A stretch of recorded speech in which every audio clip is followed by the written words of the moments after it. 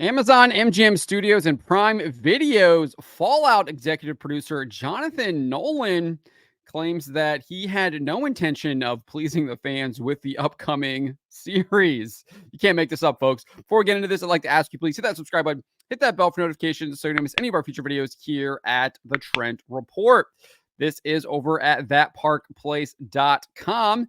And Jonathan Nolan did a press event that was attended by Mara Station, who reports he was asked about how he balances pleasing fans and creating something to attract new audiences.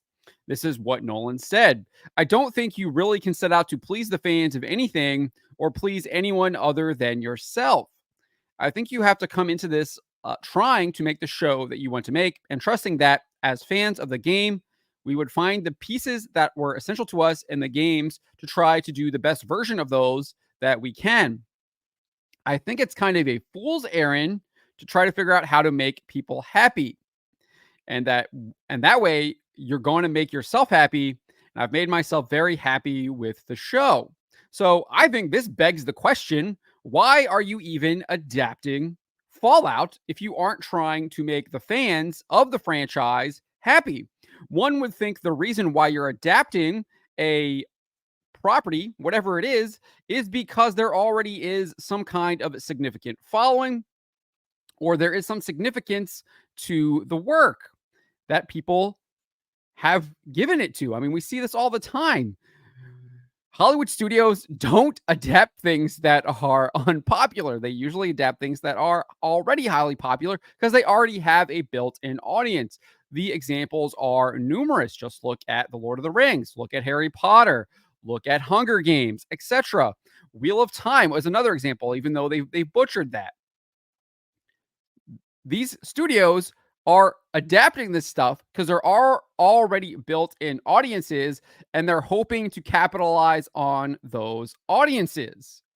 Well, Jonathan Nolan is basically like, yeah, you know what?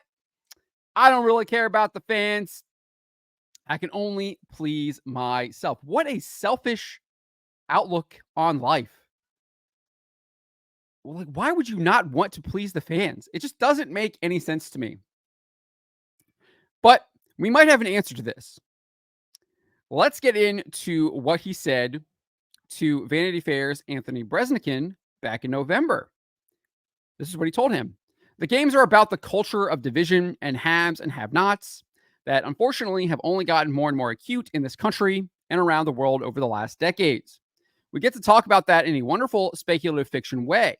I think we're all looking at the world and going, God, things seem to be heading in a very, very frightening direction. So he's talking about how the show is going to be a social commentary on real world politics, on how he views the world.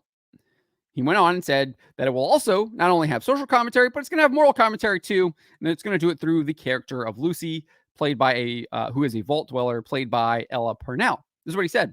So many of us have such naive ideas, even now, about everyone else's experiences. And it's one of the things I love about America. It's this giant manic collection of different experiences, different points of view. Lucy is charming and plucky and strong. And then you see she's confronted with the reality of, hey, maybe the supposedly virtuous things you grew up with are not necessarily that virtuous. If they are virtuous, they're couched in a circumstantial virtuousness. It's a luxury virtue. You have your point of view because you never ran out of food, right? You guys were able to share everything because you had enough to share.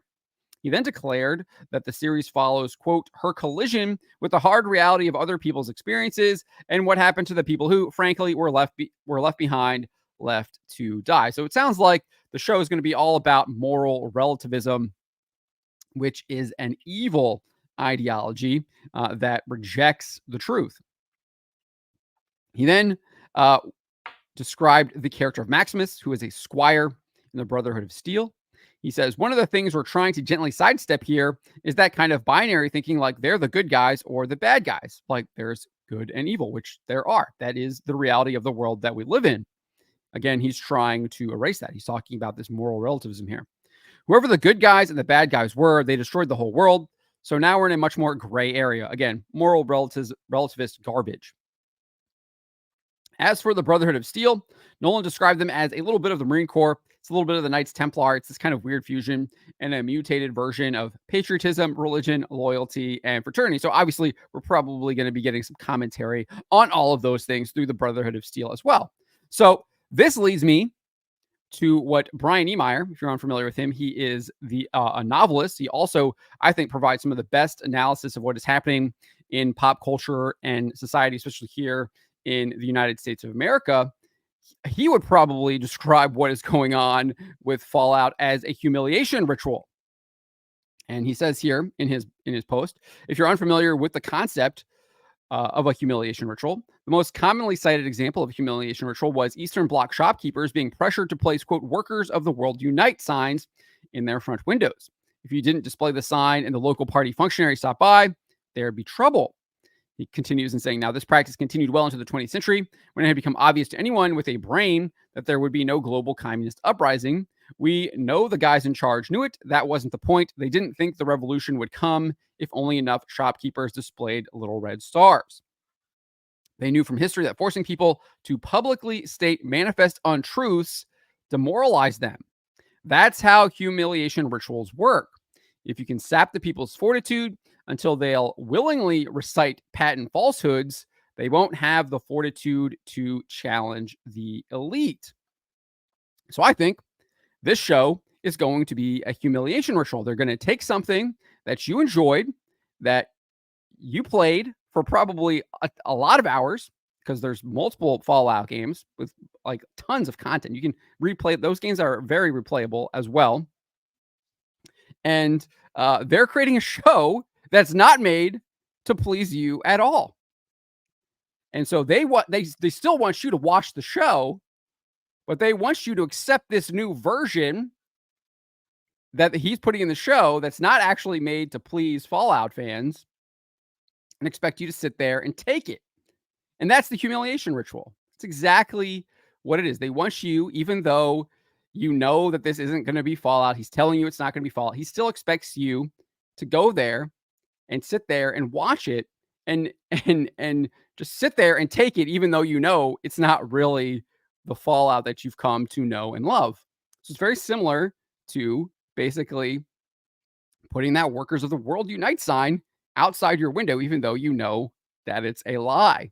He just wants you to sit there and accept the lie, even though you know it is one. So I think that's exactly what this is. I think we see this over and over and over again in Hollywood. It's all about humiliating you in order to try and demoralize you so you won't challenge the elites and how they are running our society into the ground. But let me know what you guys make of this. Let me know in the comments below. Do you think I'm completely off the mark here in describing what looks to be what we're looking to get here from the Fallout show as a humiliation ritual, as part of a demoralization campaign? Let me know in the comments below. Also, let me know what you make of Jonathan Nolan's comments about not wanting to please the fans while adapting a popular video game franchise. Again, let me know in the comments below. Remember to always be charitable, but to always speak the truth.